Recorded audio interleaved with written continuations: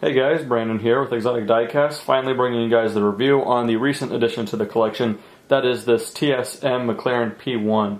Now, in case you didn't see the unboxing video, it came with a couple cool things. Two of the things I'll mention here. We have, as usual with the TSM model, this little opener here so you can open some of the different things. And then you actually got two wings. Right now I have the race mode wing on there. So the wing doesn't lower and raise, but there's just two wings here. So here is the wing that's tucked in. So I'll show you guys how to switch those out. But anyway, yeah, with this review, we'll just kind of go ahead and start with the exterior and kind of show you some of the detail, because with TSM, in case you don't have one, the detail is very, very nice. Before I start though, you can get this car for under $200 shipped. It should be $195 with free shipping in the link in the description.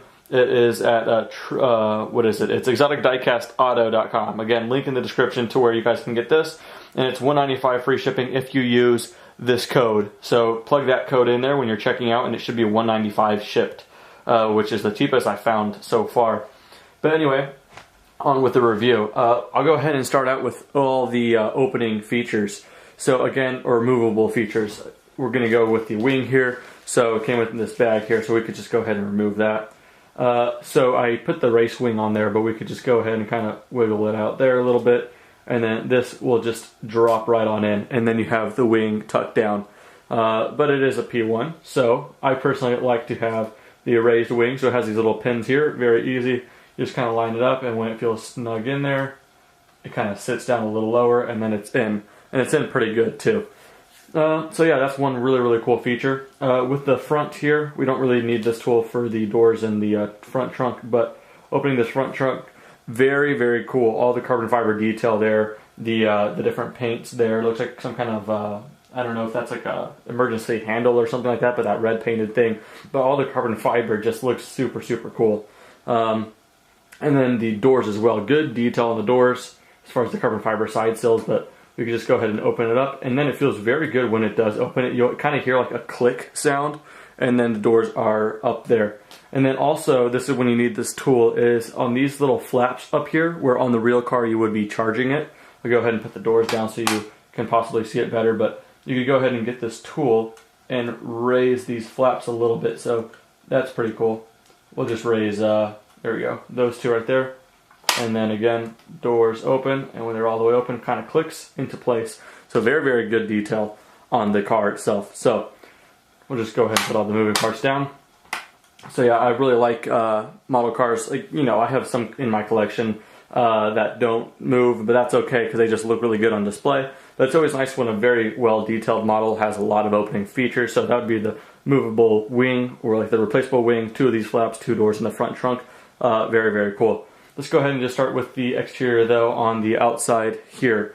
One thing I should mention about this paint is it's called something black. It's in the description, but I forgot how to pronounce it. But something black. It's not totally black. It kind of looks black on camera right now, but when the sun hits it or some kind of light hits it, it's got this purple tint, just like the real car in this color. I've seen one in person like this, and it resembles the color very, very realistically. So anyway, looking at the front here, good detail on the headlights. All of this is carbon fiber here. The whole splitter, very realistic. The emblem has a little chrome trim around it, so nice and detailed there. And then everything else just around it. Looking on the top here, you have the carbon fiber lining up right down the middle on that snorkel or that little intake there. Looks super cool. And then the transparent roof panel, very realistic. Go ahead and turn it to its side here. Side profile always looks good on hypercars. Wheel detail, very, very nice. Very like fine spoked. Like the spokes themselves are very thin, making them look very true to scale. The carbon fiber detail on all these aero bits too, it just looks so sculpted, just like the real car. Very, very cool. Carbon fiber detail on the mirrors. TSM does a fantastic job with the carbon fiber detail, as always. All the carbon fiber detail up here as well. Very cool. And like I said, the carbon fiber on that door sill, super, super realistic. And then the side skirt looks fantastic.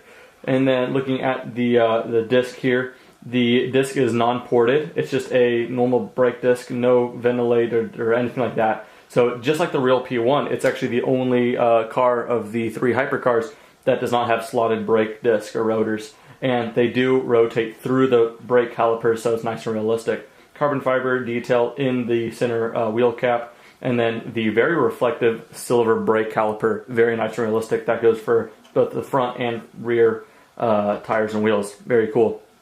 And the tires themselves kind of have like a cool rubbery feeling, so that's kind of neat as well. Anyway, so that's it for the side profile there. We'll go ahead and take it to the back here.